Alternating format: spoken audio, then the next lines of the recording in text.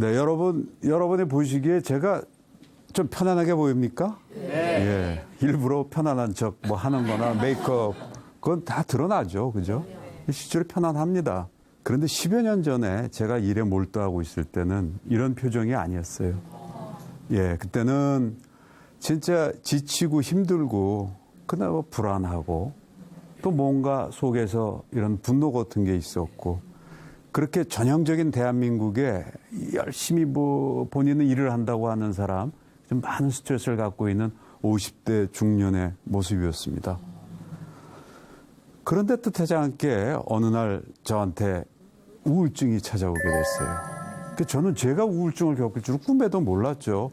우울증이나 이런 거는 일종의 정신병인데 그건 조금 뭐 이렇게 한 사람들이 걸리는 건 줄 알았는데 그게 처음에 저한테 찾아와서 대단히 놀랬고, 그런데 그것을 이후에 차근차근 극복하면서 아, 이거야말로 내가 여러분들께 같이 얘기를 나누고 그 제가 겪은 걸 말씀을 드려야겠다라는 생각을 하게 됐습니다. 왜 그러냐면 신문기자가 맨날 남의 얘기만 가지고서 합니까?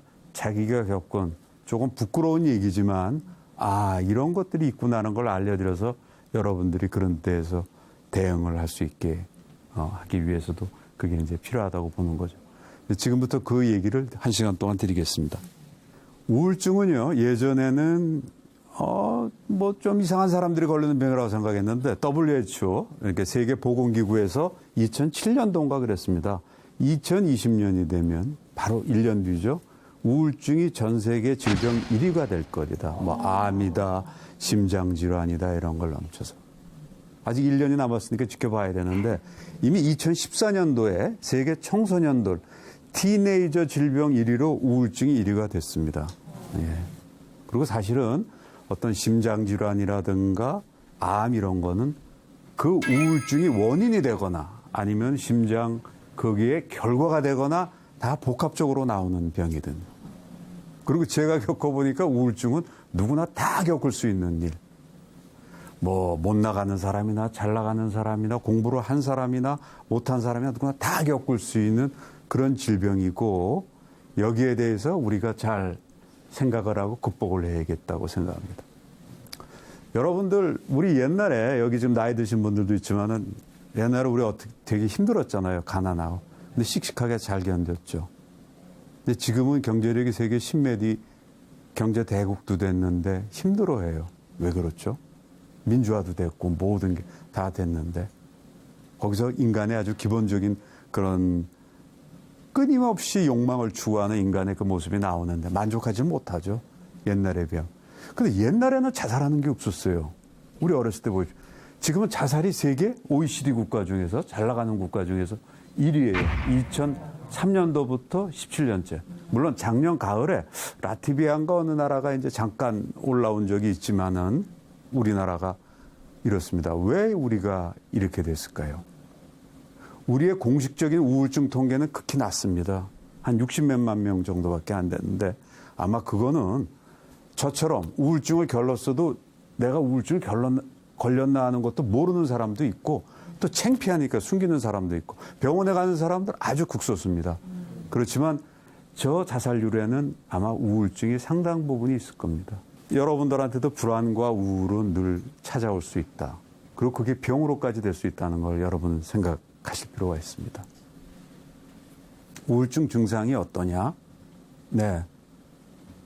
처음에는 어떤 무기력감, 왠지 희망도 없고, 이제 이렇게 재미없는 그런 일상, 그런 마음 상태가 지속이 됩니다. 그래서 점차 내가 하고 있는 일에 대한 거라든가 관심에 대한 흥미를 상실하기 시작하죠. 그러다가 부정적 반추, 이게 중요한 얘기입니다. 자꾸 자책을 해요. 아, 내가 왜 과거에 이랬지? 후회하게 되고. 아, 그때 내가 왜 이랬나? 아, 그때 내가 좀 이랬어야 되는 거 아니야? 아유, 난 한심해. 그러는 자책, 후회가 나중엔 자기 비난으로 가게 됩니다. 그리고 남에 대한 것도 물론 있죠. 근데 그놈이 문제 아니었어. 그게 다시는 또 자기한테 옵니다. 우리가 스트레스 많이 받았을 때 그런 일 많이 겪잖아요. 회사에서 상사한테 이러면은 막 상사에 대해서 비판하다가 네가 잘했으면 그렇게 됐겠어. 공격하다가 다시 남 욕하다가 결국은 네가 임마 뭐 그러고 보면 그런 스토리가 또 다 이렇게 만들어져요 또. 왜냐면 인간이란 건 누구나 실수도 하고 잘못도 하고 또 자기의 그 생각하는 거에 따라 사실은 그런 게 많이 모여지기도 하고 그러더라고요. 부정적 반추가 제일 무섭습니다. 그게 이제 계속 되기 시작하면은 그게 이제 몸으로 가요. 몸과 마음은 같이 연결돼 있죠. 그죠? 마음이 불편하니까 그게 몸으로 오는데 처음에 어떤 식으로 오냐면 자율신경이 이제 조금씩 그러니까 괜히 뭐 깜짝깜짝 놀라거나 불안해하거나 뭐 가쁜 숨을 쉬거나 땀이 나거나 이래요. 그러다 조금 있다가는 잠을 자는데 잠을 잘 못 자게 돼요. 막 자다가 우리 악몽도 꾸고 그럴 때 있대잖아요. 근데 그게 상시화가 된다. 그러다가 조금 있다가는 아예 잠을 못 자게 돼요. 그러면 사실은 24시간 저는 휴식을 못 취하는 거예요. 그리고 맨날 마음에 대한 부정적인 생각만 하게 되고. 그럼 몸이 번아웃 된다고 그러죠. 영어로. 소진 상태가 됩니다. 이렇게 되죠. 그러다 보면은 공황 발작. 갑자기 그냥 막 그 상태를 갖다가 주체를 못하고 이런 상태가 됩니다. 이게 이제 일반적인 증상인데 여기서 여러분들이 가장 느껴야 될 거는 우울한 감정이 지속이 된다는 거. 의학적으로 한 2주간 이상 지속되는 걸 갖다 얘기하고 부정적 반추. 우리가 생각을 갖다가 한번 안 좋은 생각을 하면 끊임없이 돼요. 남에 대해 혹은 나에 대해. 이거는 진짜 여러분들이 극복하셔야 될 문제들이에요. 제 경험으로서는 제가 이제 여러 생활을 하고 퇴직을 하고 제가 뭔가 이렇게 뭘 추구하던 게 있었어요. 그런데 그게 여러 가지 여의치 않아서 그만뒀어요. 그리고 저는 멘탈이 갑 플러스 A는 아니지만 A 플러스는 아니지만 A 정도는 된다고 봤거든요. 제가 잘 견뎌내는데 근데 이게 내면에다 쌓인 것 같아요. 그런 게. 모든 게 그래 이렇게 나이고 어떤 사람은 그게 암으로도 오고 뭐로도 오고 아니면 가족 간에 이렇게 분리가 된다거나 오는데 저한테는 그게 네가 좀 잘못한 거 아니야? 왜 그렇게 성급하게 결론을 내리고 왜 그래? 너 그러고 그런 점 있잖아 너. 이런 식으로 자책이 되는데 자책은 점점 이렇게 이게 부풀어 오릅니다.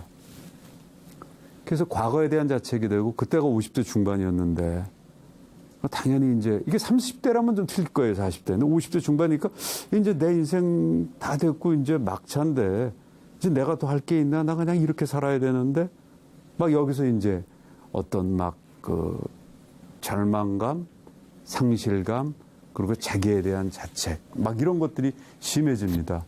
그러면서 이제 삶에 대한 흥미가 없어져요. 제가 신문기자 출신이고 시사에 늘 관심이 많았는데 신문을 안 보게 되고 봐도 무슨 말인지 모르게 돼. 재미도 없고 잘 모르겠고 그러면서 이제 밀려오는 불안감, 정신적 위축. 누구 사람을 만나도 지금 이런 식으로 얘기가 안 돼요. 괜히 내가 죄지은 듯하고 이놈도 나를 우습게 보는 거 아니야? 막 이런 생각을 하게 돼. 그런 생각을 하는 자신이 또 한심하니까 또 한심하고 그에 대해서 또 비판적이 되고 말이지. 그게 이제 몸으로는 불면증 아까 말씀드린 대로. 이거 걸리기 전에 수면제 한번 먹어본 적 없거든요. 잠 잘 자요. 5분 내로 자는데 처음에는 이제 그렇게 자책이 머릿속에서 이제 부정적인 생각이 있다 보니까 잠도 잘 안 들겠죠. 자꾸 막 깨고 막 이러고 그러는데 여기서 중요한 게 뭐냐면 우리가 옛날에 그 막 스트레스 받거나 악몽 꾸면 깜짝 이렇게 일어나잖아요. 그게 뭐냐면 호흡을 제대로 못 한다는 거예요.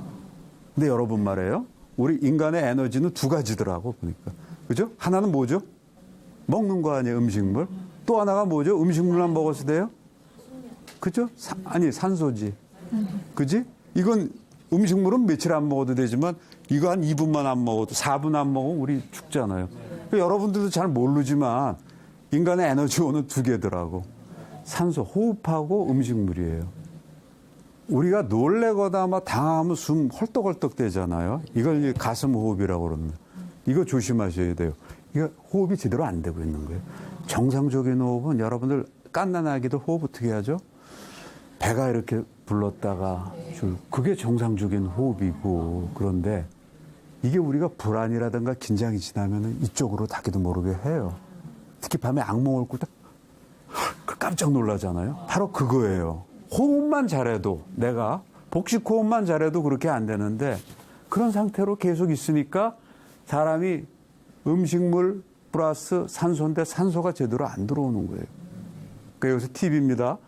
우리가 호흡, 복식 호흡만 늘 잘하고 화가 났을 때라든가 불안해 있을 때 이 복식 호흡만 잘해도 마음이 다운이 되고 이거는 뭐 있던 신경 생리학이라든가 뇌과학에서 다 입증되는 거거든요. 근데 그때는 저는 이러고서 깨는 거예요. 그럼 막 심장이 벌럭벌럭 뛰고 막 이러죠. 그게 되다 보면은 나중에는 아예 잠을 못 자게 돼요. 아, 근데 여러분, 잠 못 자면 진짜 미칩니다. 근데 저도 약은 안 먹으니까 약 먹으면 그래서 제가 이런 경우까지 있었어요. 제가 그때는 강동구 암사동에 살았는데 암사동에서 피곤하게 몸을 만들면 된다고 그래서 암사동에서 시청학까지 걸어두고 간 적이 있어요. 얼마나 그리고 잘나고 들면 말똥말똥해지는 거예요. 아, 미치겠어요. 그리고 새벽이 되면 미칩니다, 진짜. 그런 상태가 되고 이렇게 술을 먹어봤어요. 근데 술은 딱 먹으면서 저도 술을 좋아하지만 그런 상태에서 술을 먹으면 이게 바로 알코올릭으로 가는 아주 그냥 저거구나. 이건 아니다. 아까 말씀하셨듯이 신문을 봐도 전혀 무슨 말인지 모르겠어요. 말도 제대로 안 돼요. 왜 그렇게 저는 당연히 못 쉬니까. 그죠? 내가 아무런 관심 없고 집에서 이렇게 누워있게 돼요. 집사람이 당신 왜 그러냐고 막 이러는데도 그냥 뭐 이렇게 되고. 근데 그때 특이한 게 이 스트레스도 보이지 않는 암과 같은 거구나. 제 마음 아랫배 속에 뭐가 이만한 혹이 들어가 있더라고. 이게 점점 커져요. 그러니까 우리 옛날 어른들이 속이 썩는다는 이런 거 같이 이게 조금씩 그 에너지가 커져서 있는데 그게 어떨 땐 팽창해가지고 막 뒤흔들고 다니면은 미치는 거예요, 몸이.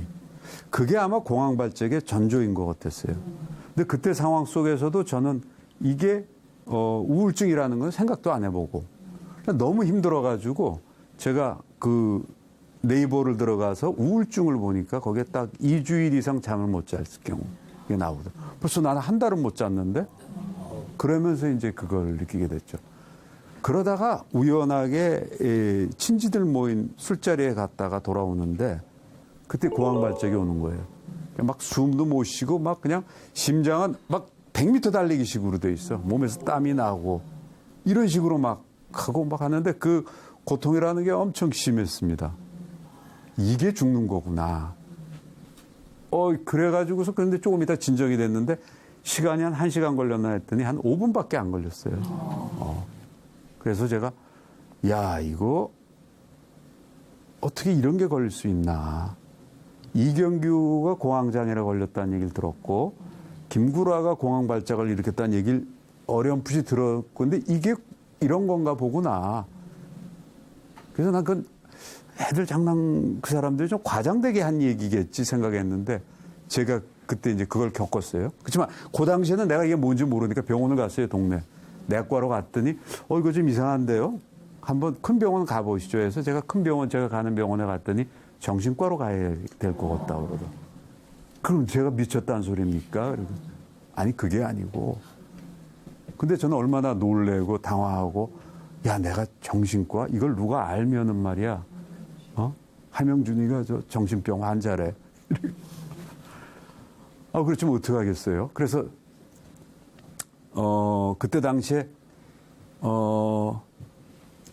우선은 동네 정신과를 이렇게 가가지고 잠만 안 잔다고 해가지고 약을 며칠 받아 먹어서 약을 한 이틀 먹었더니 잠은 잘 오는데 영 그 약으로 이런다는 게 마땅치 않아요.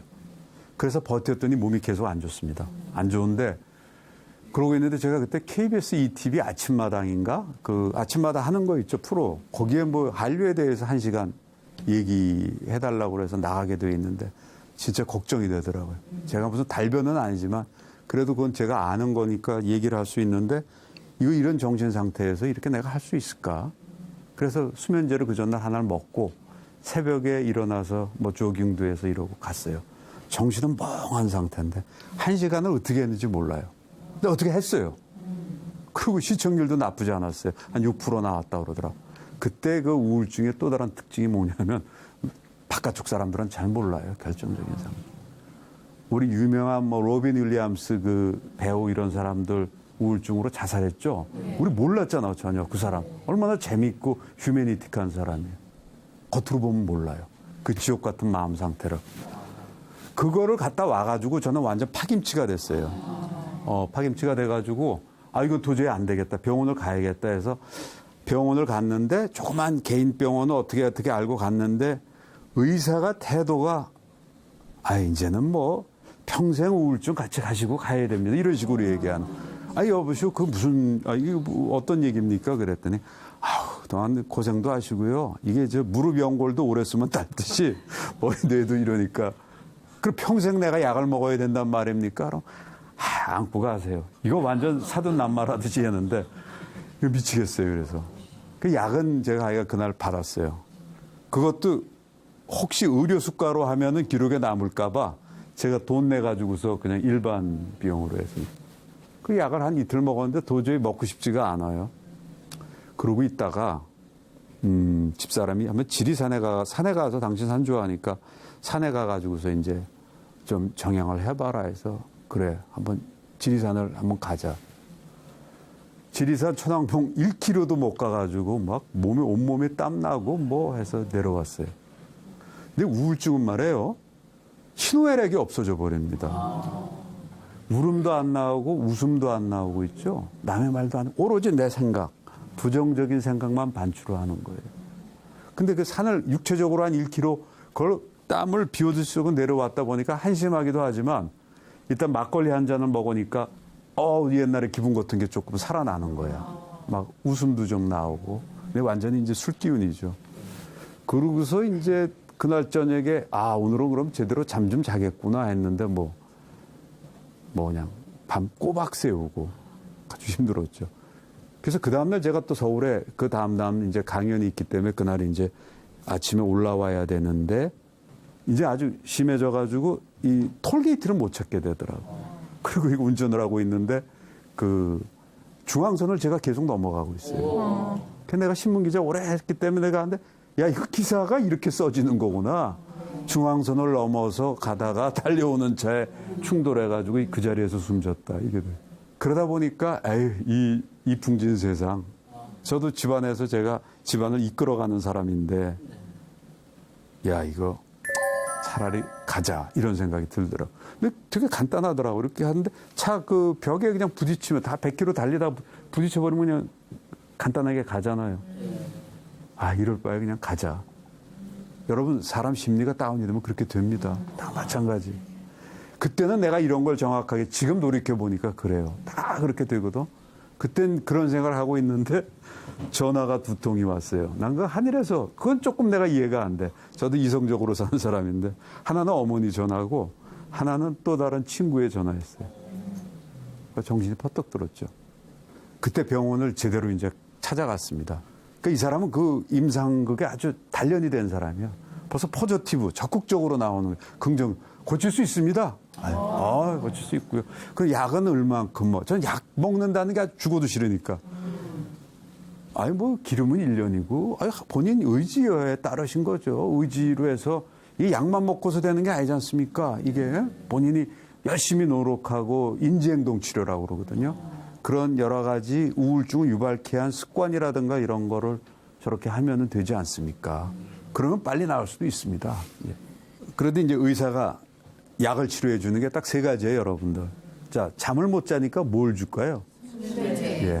제가 막 땀 흘리고 막 사람 보면 벌떡벌떡 놀라니까 뭘 줄까요? 진정제. 그리고 제가 계속 우울한 생각이 드니까 우울하지 않을 수 있는 항우울제를 주겠죠. 항우울제란 건 뭐라고 그러냐면 우리의 이제 그 호르몬이 많잖아. 엔돌핀도 있고 도파민도 있고. 이 우울증은 세로토닌이라고 하는 이시영 박사님께서 많이 말씀은 세로토닌, 인간의 마음을 평정하게 해주는 행복감을 주는 그 호르몬, 그 신경전달 물질이 계속 제대로 배출이 안 돼서 하는 건데 이 항우울제는 그거가 흡수되는 거를 억제하는 거예요. 그러니까 많이 되게끔 나올 수 있게끔.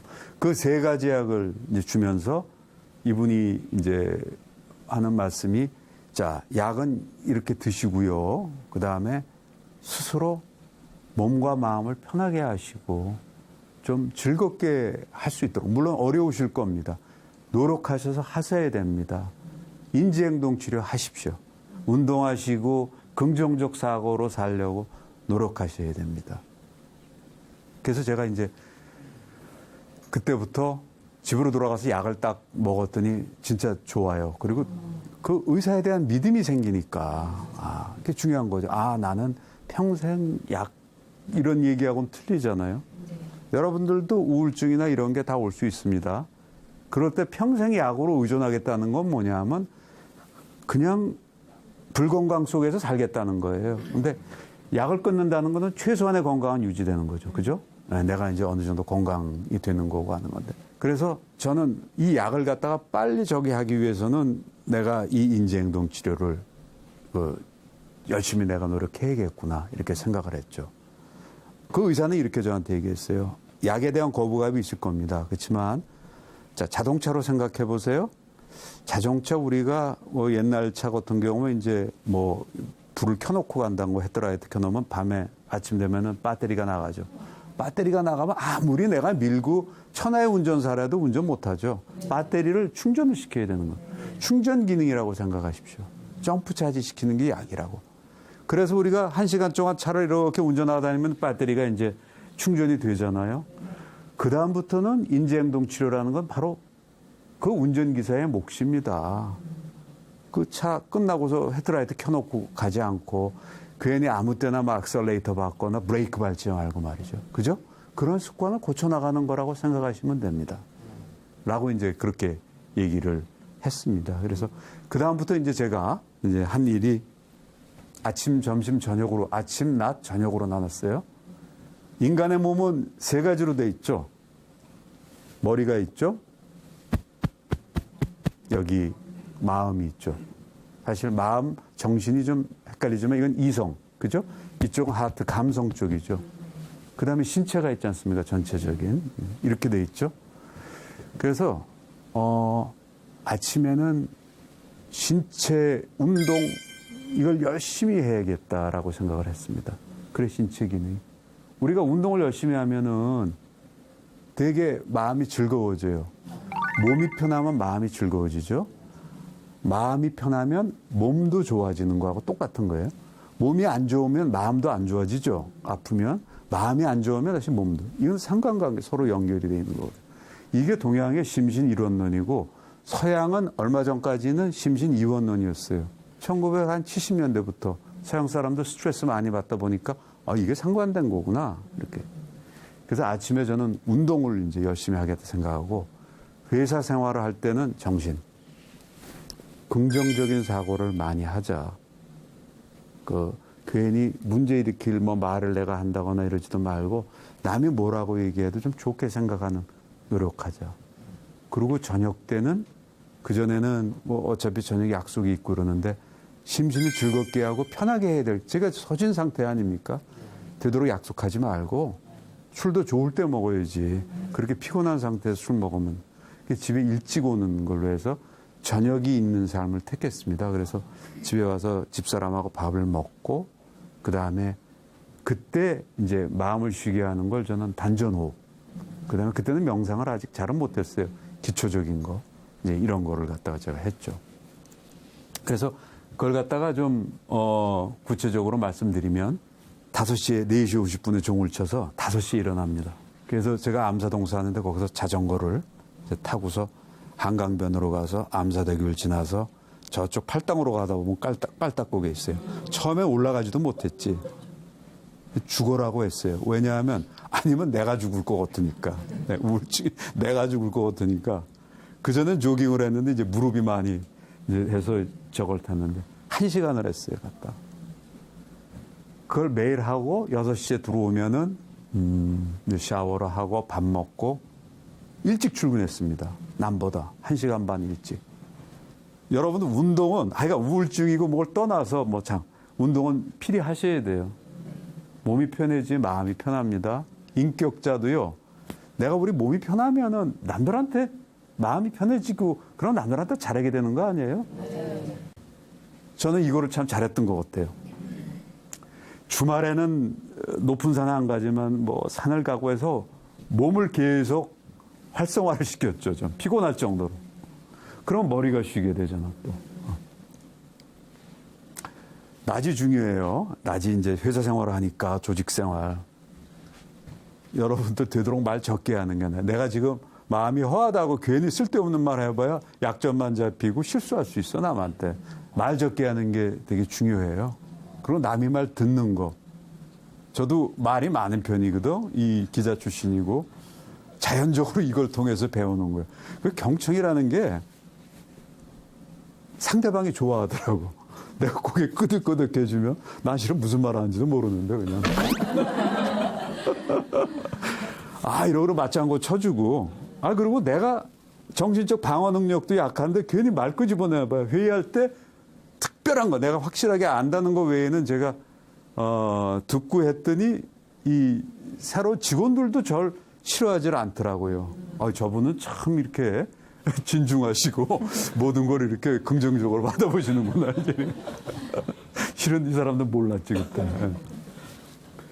그리고 이제 사무실에 누가 없을 때는 스트레칭이라든가 끊임없이 뭐 또 점심 먹고 산책이라든가 심호흡, 단전. 저는 단전호흡을 했기 때문에 그거를 해서 계속 몸을 활성화시켜주는 거예요. 릴렉스 시켜주는 거예요.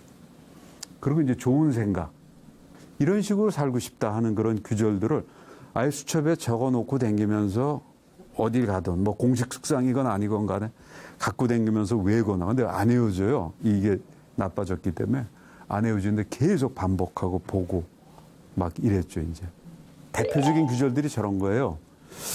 넬슨 만델라 여러분 아시죠? 남아프리카 대통령 지내셨고 흑인 그 인권 운동을 하셨는데 백인들도 용서하고 아주 20세기 성인이죠. 그 사람이 감옥 생활을 28년, 9년 정도 하셨을 겁니다. 그때. 이분이 이런 얘기를 했죠. 내가 만약 감옥에 있지 않았다면 인생의 가장 어려운 과제, 즉 자신을 변화시키는 일을 달성하지 못했을 것이다.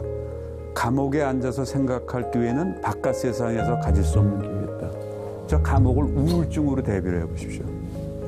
내가 우울증을 걸리지 않았다면 인생의 가장 어려운 과제, 즉 자신을 변화시키고 성숙시키는 일, 그런 걸 생각하는 일조차도 해보지 않았을 것이다. 우울증을 걸렸기 때문에 내가 긍정적 훈련도 하고 불만도 줄이고 남한테 막 비판하던 말도 줄이고 이런 노력들을 하게 되는구나. 내가 살기 위해서. 너무나 와닿는 규절이에요, 저게. 저런 성인도 그런데 우리 인간이 당연히 힘든 일도 있고 이런 거지. 그래, 바로 이거가 나한테 기회일 수가 있어. 나를 갖다 그동안 의식적이건 무의식적이건 우리는 다 우리한테 대해서 좋은 점도 있지만 못마땅한 점이 되게 많아요. 그게 쌓이다 나오는데 이거를 고칠 수 있는 기회가 될 수 있어. 그리고 괴테, 인간은 노력하는 한 방황할 수밖에 없어. 다 방황해요, 우리. 키엘케고르라고 아시죠? 덴마크의 철학자. 죽음에 이르는 병. 죽음에 이르는 병은 절망과 불안이거든요. 하여간 이런 기회가 없었으면 제가 왜 이런 걸 외우고 돌아다니겠어요. 그죠? 저 잘난 맛에 살았겠죠? 저녁에는 이 저녁이 있는 삶. 옛날에 손학규 씨가 이제 대통령 캐치프레이즈. 그 저녁에서 집 먹고 아내하고 산책도 하고 집에 들어와서 TV를 보는데 뉴스는 잘 안 봤어요. 그리고 되도록 보면은 뭐 코미디 프로나 아니면 좀 괜찮은 무슨 그 드라마 같은 거. 그리고 제 시간을 좀 가졌어요. 그래서 저는 그때 단전호흡을 했기 때문에 단전호흡으로서 이제 뭐 여러 가지 기체조라든가 여러 가지를 하고 또 나중에 이제 시연을 보일 수도 이제 도리도리라고 되게 다 민간요법들이에요. 근데 그게 저한테 다 맞는 건 아닙니다. 그런 걸 통해 가지고서 몸과 마음이 릴렉스를 하고 그걸 하면서 저녁 시간을 갖다가 좀 편하게 하고 그리고 이제 샤워를 해요. 그리고 모든 게 끝이 좋으면 다 좋습니다. 그 섹스피어의 희극 중에서도 All's well that ends well. 끝이 좋으면 다 좋아. 가만히 생각해 보세요. 연애를 해도 막 좋게 하다가 나중에 싸우고서 헤어지면 생각나는 건 헤어질 때 모습이 제일 크게 납니다. 지지고 볶고 그러다가 나중에 하면은 해피엔딩이 되면 그 생각이 나요. 그거는 아마 노벨 경제학상을 받은 2002년도인가요? 경제심리학자 카너맨이라는 교수가 직접 과학적으로 입증도 했어요. 이런 뭐 통증이라든가 이런 걸 통해서. 우리 마치 좋은 식당 가서 마지막은 달콤한 디저트 나오는 것도 비유해서 그 디저트 때문에 다 좋아지는 거예요, 또. 영화의 마지막 라스트 씬이 중요하듯이. 똑같은 거죠. 그래서 저는 5분 전에 하면은 그날의 좋았던 일을 억지로 끌어올립니다. 뭐, 그러다 없으면 작은 것도 고마운 거예요. 그죠? 내가 집에 오늘 잘 왔다. 뭐 이런 거. 그런 식으로 생각을 하고 마음을 편히 먹고 긍정의 힘이라든가 이런 책을 5분 내지 10분 정도 보면서 하면은 그런 포지티브한 마음이 잘 때 가요. 새벽에 일어나면 또 힘들죠. 힘들지만은 그런 식으로 하루를 갖다가 마무리했습니다. 그렇게 3개월을 하니까 야간이 이제 점점 줄어나갔어요. 3일에 한 번씩. 일주일에 이제 이틀씩. 그래서 이제 야간을 하는데 한 달 되니까 이제 뭐 수면제는 안 드셔도 되겠어요. 그 다음에 항우 우울제는 반으로 줄이시고. 진정제를 제일 먼저 줄였던 거고. 진정제는 빨리 줄이고 그 다음에 수면제를 끊고 마지막에 3개월째 항우 우울제를 끊었어요. 그래서 이 속도가 되게 빠르십니다. 그러니까 모범생이었지. 그렇지만 그 의사가 하는 말이 이제는 보통 사람의 건강으로 온 겁니다. 그걸 만족하시는 건 아니시겠죠. 그거 당연하죠. 행복하게 되고 뭔가 인격적으로도 더 성숙되고 그래서 남한테도 좋은 사람으로 인정받고 싶고 좋은 일 하고 싶지 않은 겁니까? 기자 왜 하셨어요? 돈 벌려고 하신 거 아니잖아요. 이제 그 마음 상태로 가려면은 지금부터 더 노력을 하시고 자신과 직면을 하십시오. 우울증이라는 거는 어떻게 보면 더 성숙하기 위해서 하늘이 주신 선물일 수도 있습니다.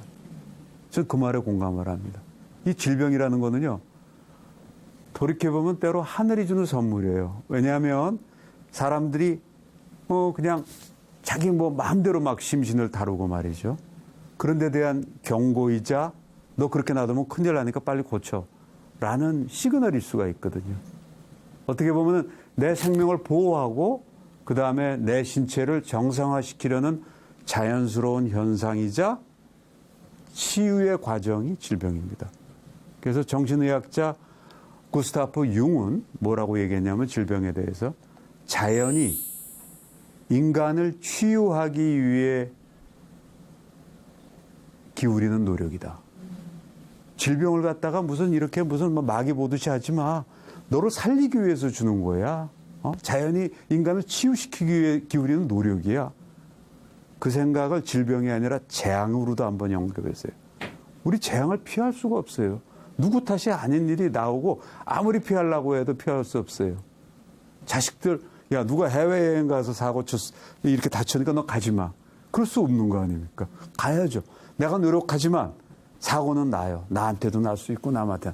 그 재난을 그런 식으로 생각을 해보십시오.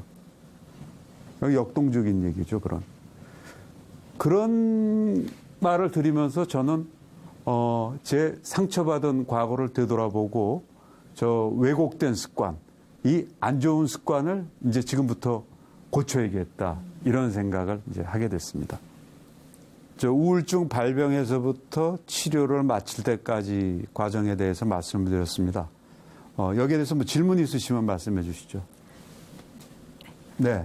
네, 아까 말씀하실 때 주무시기 전에 단전 호흡을 하셨다고 말씀을 해주셨는데요. 네. 어떤 호흡인지도 우리가 쉽게 따라할 수 있는 건지 좀 알려주시면 네. 좋겠습니다. 저는 여러분들한테 아까 제가 그 얘기했죠. 음식물하고 호흡, 이 두 가지가 호흡에 대해서 잘 생각을 안 하고 너무나 당연한 거다 하는데 그렇지 않아요. 사실 우리 숨 멈출 때 우리 인생이 가죠. 숨을 우리가 통제할 수가 없어요. 그죠? 호흡이 대단히 중요한 겁니다. 산소가. 그죠? 지금 더구나 지금 뭐 대기도 나쁜데.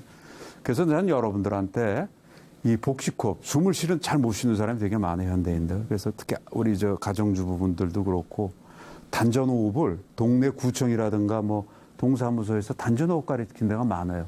아니면 국선도라든가 뭐 또 단학선언 1개월 이상 나갈 필요는 없어요. 그리고 딴 거는 신경 쓰지 마세요. 거기서 그 호흡을 잘하는 단전호흡만 좀 배우시고서 집에서 노력하시면 되지 않나 하는데, 예컨대 이제 단전이라는 게 여기 배꼽 아래, 이제 배꼽에다가 이제 배꼽 위에다가 제가 손을 갖다 이렇게 놓으면 이 삼각형을 그리면은 이 상태가 단전입니다. 이 하단전이라고 그러는데 여기에 사실 온몸 우리 사람의 그 기운이 이쪽에 이제 있다는 거죠. 얘가 튼튼해야 된다는 겁니다. 그래서 저는 그거를, 근데 그때는 이제 우울증이 걸리면 허해지니까 당연히 힘이 없죠. 배심이 없어지는 거지. 그래서 그걸 갖다가 이렇게 들이쉬고 이렇게 이걸 갖다가 안으로 복부 쪽으로 당겼다가 내밀었다 하는, 이걸 이제 소위 장운동이라고 그래요. 그거를 처음에는 한 20번 하다가 그 다음에는 50번, 100번, 뭐 중간에 이제 끊었다가 한 이런 이제 운동을 했고, 여기를 강화하게 해서 단전치기라는 게 있습니다. 단전치기는 바로 똑같은 부분을 이렇게 쳐주는 거예요. 이게 다 힘이 가는 거거든요. 치는데 그때 동작은 어깨 넓이로 벌리고 약간 무릎을 숙여주면서 이렇게 약간 리듬을 타주면 훨씬 쉽습니다. 이런 거를 처음에 20, 30번씩 하다가 한 50번씩 몇 회 하셔도 좋아요. 그 다음에 인맥 풀기라고 있어요. 여러분들 우리가 스트레스 받으면 여기가 막히잖아요. 모든 게 다 마찬가지입니다. 여기가 편해지는 운동을 많이 하세요. 여기가 편해지는 운동. 그게 이제 대략 이렇게 해서 인맥 풀기라고 그래서 그냥 똑같이 약간은 이제 굽힌 자세에서 오른쪽에도 오른쪽부터 하시죠. 저는 여러분들이 볼 때 왼쪽일 수 있겠지만은 이렇게 주먹을 살며시 잡고 몸과 이거는 그대로 보고 이것만 돌려주세요. 이렇게. 자, 이렇게 되면 몸은 그대로입니다. 다리도 그대로 하고 다시 제자리. 처음엔 천천히 하세요. 다시 오른쪽. 똑같이 여러분들. 다시 제자리. 다시. 그럼 허리도 땡기고 막 그러실 거예요. 요거를 이제 좀 더 빨리도 할 수 있고. 그래서 이거를 처음엔 천천히 10번. 그 다음에 왼쪽으로 다시 이제 왼쪽으로요. 왼쪽으로 해가지고 다시 천천히 10번. 근데 이걸 하면 말이에요. 저는 여기가 풀려요. 물론 다른 운동으로 지금 꼭 이거 안 하고 다른 걸로도 풀리는데, 예. 이거를 그러니까 이제 지금은 천천히 하시는데 나중에 속도도 붙고 10번이 아니라 한 50번씩 한쪽으로 할 수도 있잖아요. 이쪽 50번. 그걸 또 더 할 수도 있잖아요. 이 세 가지 운동은 뭐 어디 특별한 데가 없고 집에서 뭐 빨래를 하셨다거나 이럴 때 늘 하십시오. 다른 스트레칭도 많지만 저는 그랬어요. 이거. 그래서 이제 그러면 이제 이게 소위 기가 풀린다고 하는데, 그런 것들을 전 그때 이거는 아주 소위 이제 기공이라든가 단전호흡 쪽에서 하는 민간요법들인데 저한테는 무척 도움이 됐습니다.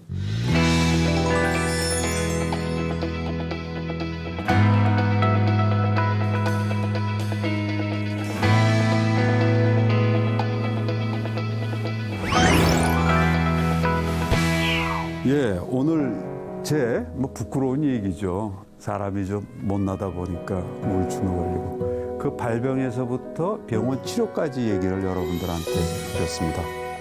그래서 여러분들한테 조금이라도 도움이 됐으면 하고, 두 번째 시간은 일단 이제 병원 치료는 마쳤지만 인간이라는 건 그 다음 내 모습이 어떤가, 내가 과연 어떤 삶을 살아야 되느냐, 나는 누구지 하는 보다 본질적인 문제를 우울증을 통해서 제가 접근할 수 있는 계기가 됐죠. 두 번째 시간에는 거기에 대해서 말씀드리겠습니다. 잘 경청해 주셔서 대단히 감사합니다.